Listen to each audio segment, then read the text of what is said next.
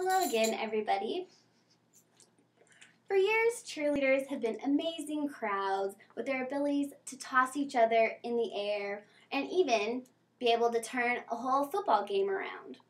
So, why do Americans think that cheerleading isn't a sport?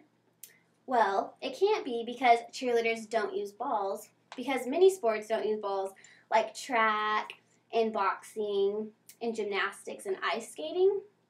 Well, some people argue that cheerleaders are just a bunch of flirts in skirts that have no athletic ability, and their job is only to entertain the crowd. Well, yes, their job is to entertain the crowd, but there is a lot more to it than just that.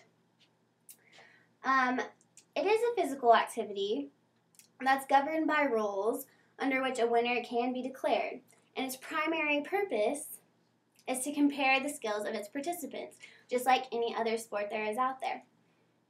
It is about time that these girls and guys are given the credit they deserve for doing what they love. Cheerleaders work just as hard as athletes in almost any other sport. Almost everything involved in cheerleading involves cardio. They dance, they stunt, they do jumps, and they tumble.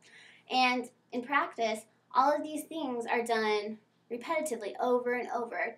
And if you're not physically fit, then there's no way that you can accomplish this. Cheerleaders also must be very physically strong.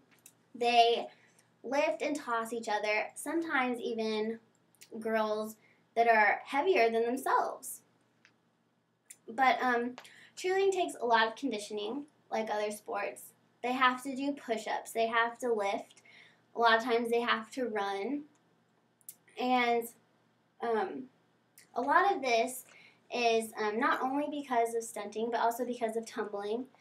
They have to be able to tumble over and over without getting too tired or their arms getting too weak to hold themselves.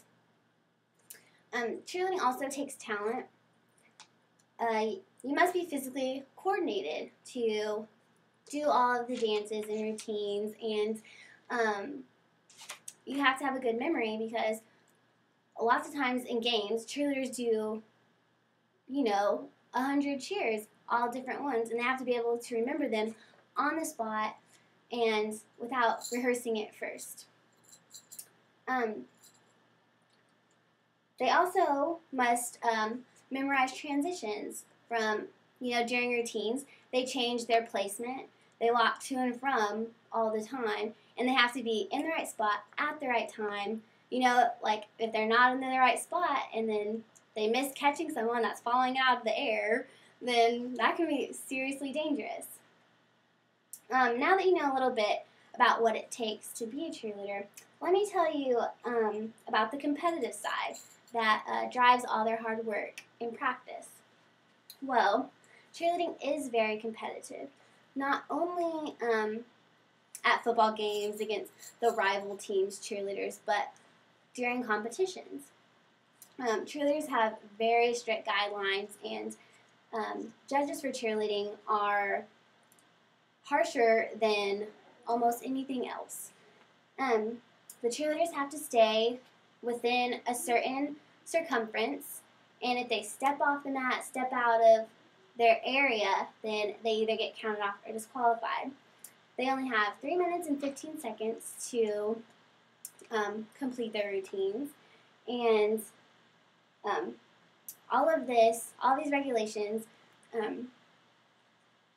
contribute to how well they do in their competition. If you still aren't convinced that cheerleading is a sport and cheerleaders are athletes, well, let me tell you about some of the serious risks that are involved. In 2006, cheerleading was named the number one most dangerous sport for women. According to the National Center for Catastrophic Sports Injury Research, cheerleading is the number one cause of serious sport injuries to women. It's more dangerous than anything else. The emergency room visits for cheerleaders are 5 times greater than the number for any other sports because they do not wear protective gear. While many athletes are equipped with hip pads, knee pads, shin guards, or helmets, cheerleaders are tossed into the air and spiraled down into the arms of their trusted teammates with no protection, only trust. Also, because cheerleading is not yet recognized as a sport by many schools, the sports don't give them the space they need to practice, and so they're just dealing with what they have, low ceilings, no mats, and so they're getting hurt that way. So hopefully by now you're beginning to see that cheerleading is a sport and it is very competitive. Hopefully cheerleading will become as well known as football or basketball and even appear in the Olympics someday, since cheerleaders are just as physically fit as those in other sports. So next time you see cheerleaders, while you're at some sort of sporting event or even watching a college football game on TV, I hope you recognize the efforts these guys and girls are putting forth to do what they love and maybe even say, wow, what a great sport.